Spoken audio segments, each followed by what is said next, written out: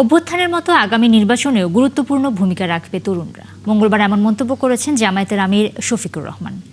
দিনব্যাপী পলিসি সামিটে তিনি আরও বলেন, রাষ্ট্র ক্ষমতায় গেলে তারা ন্যায় বিচারের প্রশ্নে কোনো আপোষ করবেন না, নেবেন না নিয়ম বহির্ভূত কোনো সুবিধা। পলিসি সামিটে রাষ্ট্র পরিচালনার বিভিন্ন পরিকল্পনাও তুলে ধরে জামায়াত। আরও জানাচ্ছেন শাহিদুজ্জামান সাকিব। ক্ষমতায় গেলে কিভাবে দেশ পরিচালনা করা হবে তা নিয়ে পলিসি সামিটের আয়োজন করে জামায়াতে ইসলামী।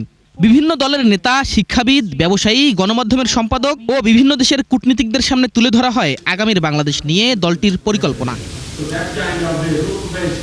অনুষ্ঠানের সমাপনী বক্তব্যে জামায়াতের আমির ডাক্তার শফিকুর রহমান বলেন, আগামী নির্বাচনে হাওয়া বদলে দিবে যুব সমাজ। আরেকবার আমাদেরকে যুবক হয়ে লড়তে হবে ইনশাআল্লাহ। যুবকরা সভ্যতার পাল তুলে এবং হাওয়া ঘুরিয়ে দেয়। এই দেশের যুবকরা প্রমাণ করেছে, তারা পালও তুলেছে, হাওয়াও ঘুরিয়ে দিয়েছে। আমরা যুবকদেরকে আহ্বান জানাবো, কাজ তোমাদের শেষ হয়নি, জাস্ট বিগিনিং। রাষ্ট্র ক্ষমতায় গেলে ন্যায় বিচারের ক্ষেত্রে কোনো আপোষ না করার কথাও জানান তিনি। সব ক্ষেত্রে যদি ন্যায় বিচারটা প্রতিষ্ঠিত করা যায়, দুর্নীতি, লুটপাট, চাঁদাবাজি, খুন, রাহাজানি, হত্যা, ধর্ষণ, লুণ্ঠন, গুম সব কিছু নির্মূল হবে। ন্যায় বিচার কায়েম হতে হবে।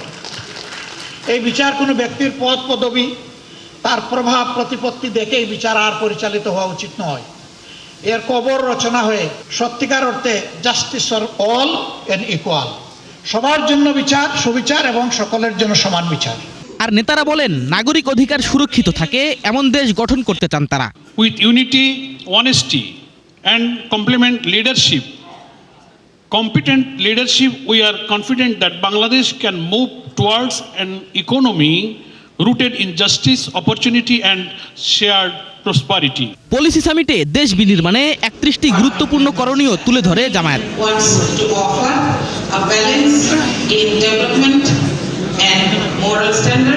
শাহিদুজ্জামান সাকিব, ৭১, ঢাকা।